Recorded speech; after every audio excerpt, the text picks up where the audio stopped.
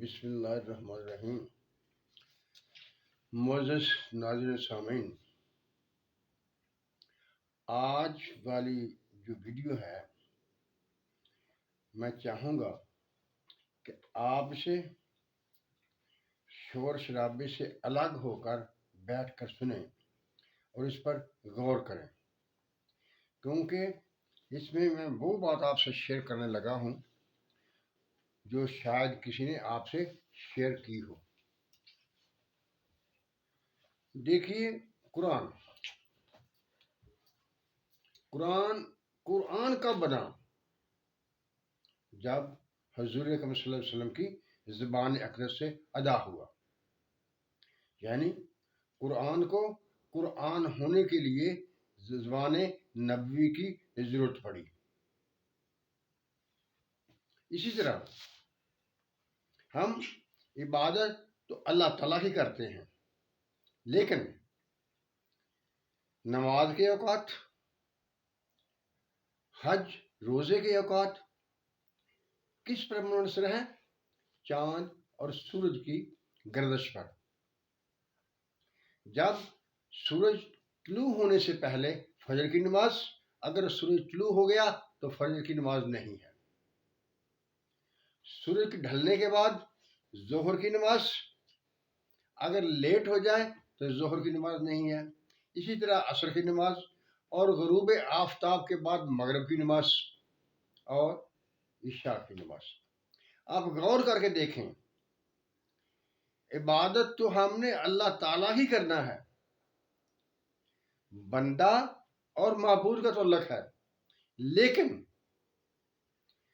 سورج اور چاند درمیان میں آ گئے، یعنی اگر ایک مخصوص جگہ پر وہ ہوں گے تو پھر نماز ہوگی۔ اسی طرح رمضان کا چاند نظر آئے گا تو رمضان شروع ہوگا، اور چاند نظر آنے پر رمضان ختم ہوگا، عید ہوگی۔ اسی طرح سے حج مخصوص اس جگہ پر ہوگا، یعنی اس کے علاوہ حج اور کہیں نہیں ہو سکتا۔ طواف خانہ کعبہ کے گرد ہوگا، حتیم میں ہوگا، اسی جگہ پر مخصوص ہوگا۔ اسی طرح سے سعی وغیرہ بھی اسی جگہ پر مخصوص ہے، اسی جگہ پر ہوگا۔ یہاں سوال یہ ہے، کیوں؟ وجہ کیا ہے اس کی؟ کیا آپ کی سمجھ میں کوئی بات آتی ہے؟ کیا ان کا کوئی مقام ہے؟ کیا اللہ تعالیٰ مخلوقات کو خود ہدایت نہیں دے سکتا تھا؟ انبیاء کا سلسلہ کیوں شروع کیا؟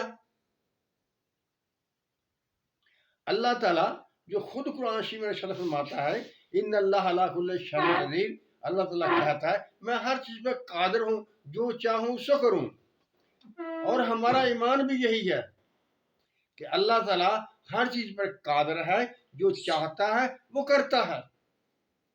لیکن آ جائیے ہجرت کی رات کو دیکھیے، حضور اکرم صلی اللہ علیہ وسلم محبوب خدا کا آخری پیغمبر، مشرکین مکہ سے چھپ کر غار ثور میں پناہ لیتا ہے۔ کیوں بھائی؟ کیا اللہ تعالیٰ اور سلسلہ نہیں کر سکتا تھا؟ جنگ احد پر آ جائیے، جنگ خندق پر آ جائیے، جہاں بھی آپ چاہیں دیکھیں، خدا تو قادر ہے، ہر کام کر سکتا ہے۔ اس کی عبادت ہر وقت کی جا سکتی تھی، کی جا سکتی ہے مختلف شکلوں میں، لیکن ان کو مظاہر قدرت، مظاہر کائنات کے ساتھ منسلک کر دیا گیا۔ کیوں کر دیا گیا؟ غور کیجئے، سوچئے اور سمجھئے۔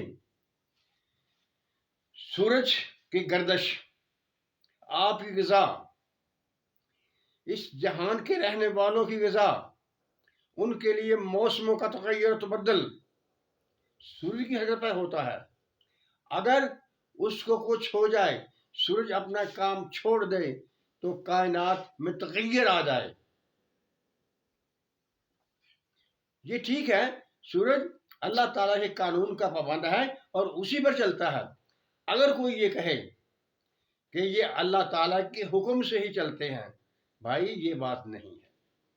ہر چیز خدا کے حکم میں داخل ہے۔ خدا تعالیٰ ہر چیز پر قادر ہے، ہر کام کر سکتا ہے۔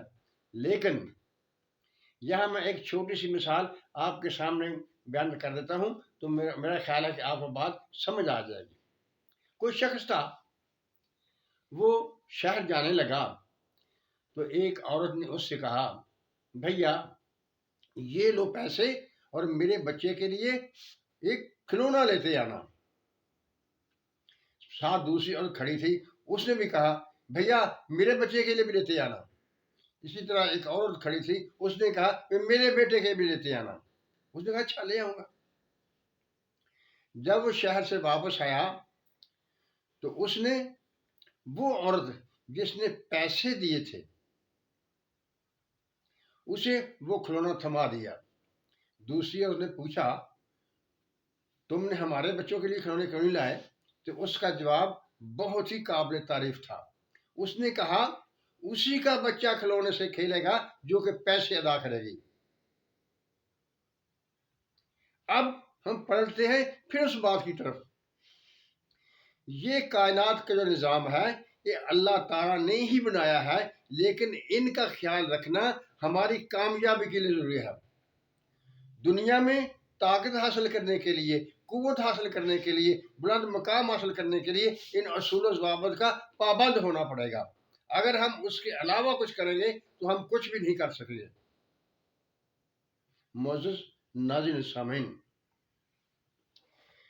اگر آپ کے پاس وقت ہو تو اس پر بار بار غور کرنا اور سمجھنا، دیکھنا۔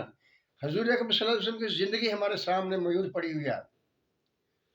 جہد مسلسل ضروری ہے، خدا کی عبادت میں بھی اور دنیاوی کام میں بھی۔ یہ جو اللہ تعالیٰ نے نظام بنایا ہوا ہے ان کی کوئی حیثیت نہیں ہے، لیکن ان کے بغیر چارہ بھی نہیں ہے۔ ان کو زیر غور رکھنا پڑتا ہے، یعنی قدرت کے قوانین کے مطابق چلنا پڑتا ہے، تو پھر نتیجے حاصل ہوتے ہیں۔ ناظرین، یہی بات میں آپ کے سامنے رکھنی تھی۔ امید ہے کہ آپ غور کریں گے۔ اور ایک آخری بات، بھائی میں کبھی کبھی کہتا ہوں، اگر میری ویڈیو آپ کو اچھی لگے، آپ میں سوچنے کی، فکر کرنے کی ہلکی سی بھی خواہش پیدا کر دے تو میری ویڈیو کامیاب ہوگی۔ میں سمجھوں میری ویڈیو کامیاب ہو گئی ہے، اور اس کے بدلے میں چاہوں گا کہ آپ میری حوصلہ افزائی کے لیے میرے چینل کو سبسکرائب بھی کر دیا کریں اور ویڈیو کو لائک بھی کر دیا کریں اگر آپ کو اچھی لگے تو۔ اللہ تعالیٰ ہم سب کا حامی ناصر ہو اور ہم پر اپنی رحمتوں کی بارش کرے۔ آمین۔ اللہ حافظ۔